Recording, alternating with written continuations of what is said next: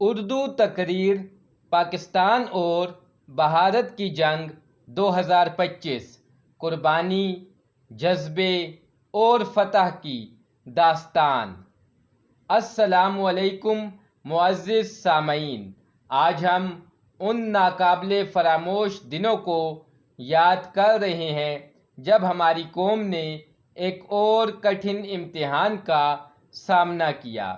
سال 2025 کی جنگ، جو نہ صرف ہماری سرحدوں کی حفاظت کی جنگ تھی بلکہ ہمارے وقار، غیرت اور آزادی کی بھی جنگ تھی۔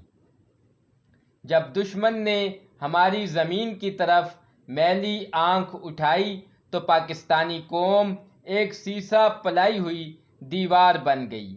میدان جنگ میں ہماری بہادر افواج نے قربانیوں کی نئی تاریخ رقم کی اور وطن کے ہر سپوت نے پیغام دیا کہ ہم زندہ قوم ہیں، پائندہ قوم ہیں۔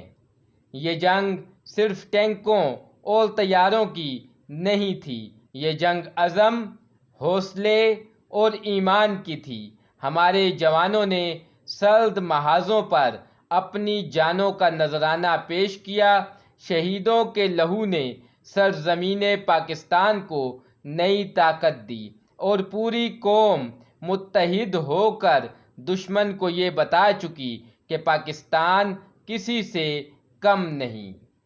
محترم سامعین، یہ جنگ ہمیں سکھا گئی کہ قومیں ہتھیاروں سے نہیں، جذبے سے جیتتی ہیں۔